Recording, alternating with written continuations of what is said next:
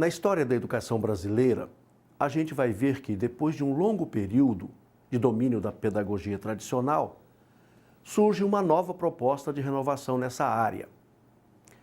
Foi por volta do século XIX que pensadores, psicólogos, filósofos e pedagogos da Europa e dos Estados Unidos começaram a buscar uma alternativa ao ensino tradicional. Eles passaram a propor uma nova forma de ver o aluno, de ver a figura do professor, os métodos de ensino, o mobiliário escolar e o processo de avaliação também. A partir da década de 30, vários educadores intelectuais brasileiros, influenciados por pensadores estrangeiros, começaram a se sentir incomodados com a situação educacional do Brasil. Isso se deu porque muitas crianças em idade escolar estavam fora da escola. Os índices de analfabetismo também eram alarmantes. O ensino era fraco e era visível a defasagem em relação às novas abordagens e visões educacionais de outros países. E é nesse cenário, então, que surge a proposta da Escola Nova, que era um movimento de renovação do ensino, encorpado pelo movimento denominado escolanovismo. É muito difícil determinar com precisão quem foram os criadores da Escola Nova, porque ela foi uma junção de contribuição de muita gente, com ideias que foram só agregando ao longo do tempo.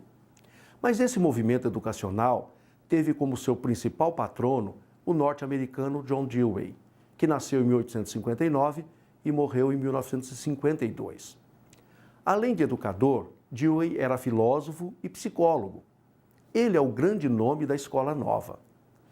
Em seus estudos sobre ele, o escritor Paulo Guiraldelli Júnior disse que esse educador acreditava que as crianças não são seres passivos. Pelo contrário, ele dizia que as crianças são seres ativos, com necessidades de liberdade, espaço, incentivo para explorar a criatividade. Dewey ganhou destaque enquanto exercia sua docência na Universidade de Chicago. Lá, em Chicago, ele criou uma escola de aplicação. Era uma escola modelo, ligada ao Departamento de Educação, onde as suas teorias eram postas em prática. Esse modelo foi copiado em várias partes do mundo, principalmente nos cursos de pedagogia.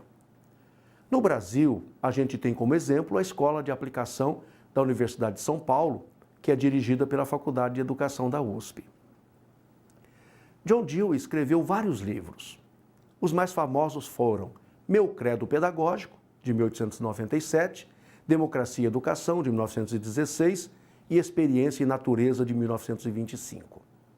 No começo dos anos 30, começa a surgir aqui no Brasil uma séria discussão sobre a qualidade da educação brasileira e a necessidade de mudanças nessa área. Foi assim que começaram a aparecer propostas de renovação na educação brasileira, através de educadores radicados em várias partes do nosso país. Entre eles, a gente pode destacar Sampaio Doria e Pascoal Leme, em São Paulo, Lourenço Filho, no Ceará, Anísio Teixeira, na Bahia, Francisco Campos e Mário Caça-Santa, em Minas Gerais, e Fernando de Azevedo, no Rio de Janeiro. Sob a liderança de Fernando de Azevedo, esses educadores formularam um documento que foi chamado de Manifesto dos Pioneiros da Educação Nova. O subtítulo desse documento era A Reconstrução Educacional do Brasil ao Povo e ao Governo. O texto revela a forte presença do pensamento de John Dewey e também de um filósofo e sociólogo francês chamado Émile Durkheim. Nesse manifesto, os autores propunham mudanças significativas, tanto na área pedagógica quanto de gestão e de políticas educacionais. Em resumo, o Manifesto dos Pioneiros da Educação Nova começa fazendo uma análise criteriosa dos erros cometidos pelas autoridades brasileiras na gestão da educação. Esse documento enfatiza que a educação deve ser colocada como prioridade na relação dos problemas brasileiros, o que, de acordo com seus autores, nunca foi feito na história do Brasil. Então, para esses estudiosos, a educação está intimamente ligada ao desenvolvimento de um país. Eles diziam que não adianta fazer reformas estruturais na área econômica sem pensar em reformas no sistema educacional. Isso levando em conta os avanços científicos nas áreas da psicologia, da sociologia e da biologia. Além disso, esses educadores também acreditavam que cada época necessita de uma filosofia da educação que esteja em sintonia com seus valores. E isso não acontecia com a educação brasileira. Por quê? Porque ela estava atrelada ao ensino tradicional. Ao ler o Manifesto dos Pioneiros da Educação Nova, você pode notar que desde o seu início existem duras críticas ao ensino tradicional. O objetivo era mudar a educação brasileira, saindo do tradicionalismo para uma escola que eles definiam como viva, dinâmica e ativa. O manifesto previa que a escola ideal deveria ser nova, pública, obrigatória, única, gratuita e laica, ou seja, independente de uma doutrina religiosa. Isso tudo para facilitar o entendimento da proposta de mudanças educacionais. Esses estudiosos entendiam a escola nova como um conceito totalmente diferente da escola tradicional. Isso porque, na escola nova, os alunos seriam tratados de forma igual, mas resguardando suas especificidades quanto às dificuldades de aprendizagem. As necessidades do aluno seriam uma prioridade na gestão escolar, já que ele seria o centro do processo de aprendizagem. As turmas deveriam conter poucos alunos e as aulas deveriam ser as mais dinâmicas possíveis, com muito trabalho em grupo e bastante movimentação. Para isso, os professores deveriam motivar os alunos a desenvolverem a curiosidade e o espírito científico. Nesta proposta, os professores teriam um papel totalmente diferente do encontrado na escola tradicional. Eles deixariam de ser o centro do processo educacional e passariam a ser facilitadores da aprendizagem. Dessa forma, eles criariam condições para que os alunos desenvolvessem a curiosidade, a criatividade e as suas potencialidades, produzindo conhecimento muito mais próximo da realidade vivida pelas crianças. Quanto à necessidade da escola ser pública, o Manifesto dos Pioneiros da Educação Nova ressaltava que a necessidade do governo se responsabilizar pela educação de todos os brasileiros. Ou seja, todas as regiões do Brasil deveriam ter escolas garantindo que todas as crianças tivessem vagas reservadas. O documento também previa que o ensino primário deveria ser obrigatório e gratuito, o que não acontecia até então, porque naquela época as famílias precisavam contribuir financeiramente para manter seus filhos nas escolas públicas.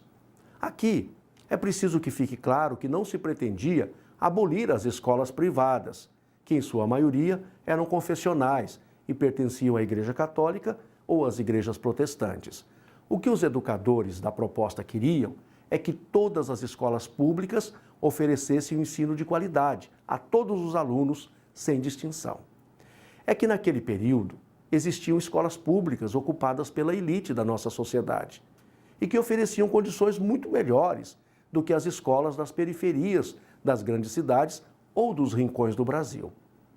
A previsão da laicidade foi, sem sombra de dúvidas, o ponto mais polêmico do manifesto, porque a principal oposição veio dos educadores e pensadores católicos, que não queriam perder o grande espaço que eles tinham nas escolas públicas. E aí, uma intensa guerra intelectual foi travada entre os defensores da escola nova e os pensadores católicos, através de artigos publicados nos principais jornais daquela época. Os polemistas católicos mais famosos foram o padre Leonel Franca e o escritor Alceu Amoroso Lima. Os defensores da laicidade da escola pública partiam do pressuposto de que era impossível implantar uma nova visão educacional no Brasil, mantendo os padres e as freiras dentro das escolas públicas, como acontecia naquela época. Isso considerando toda a história da educação brasileira e a presença profunda do catolicismo nessas instituições. Para esses pioneiros da educação, a visão católica era essencialmente tradicional, mais voltada ao passado, às tradições e ao atraso. E isso não seria compatível com a proposta da escola nova. Já os pensadores católicos insistiam em defender os aspectos históricos da contribuição da Igreja na educação brasileira e a necessidade de induzir e fomentar a religiosidade nos alunos. Eles acreditavam que, desta forma, era possível proporcionar uma educação integral que unisse os aspectos científicos com os espirituais. Como você já deve imaginar, os ideais dos escolanovistas não foram alcançados em sua totalidade.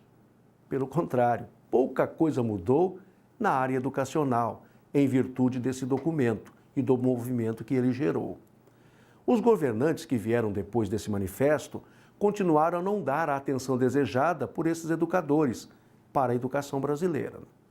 Ou seja, a educação, principalmente a educação básica, continuou sendo vista como um gasto, uma despesa do governo, e não como um investimento para o futuro do nosso país. A escola sonhada pelos pioneiros era muito cara para os cofres públicos, na visão dos governantes. Por outro lado, nas instituições onde foram implantados alguns dos princípios da escola nova, as mudanças foram motivos de críticas. O estudioso Dermeval Saviani disse que, com a implantação da escola nova, muitos educadores apontaram um aumento da indisciplina e um descaso com o ensino de conteúdos considerados essenciais.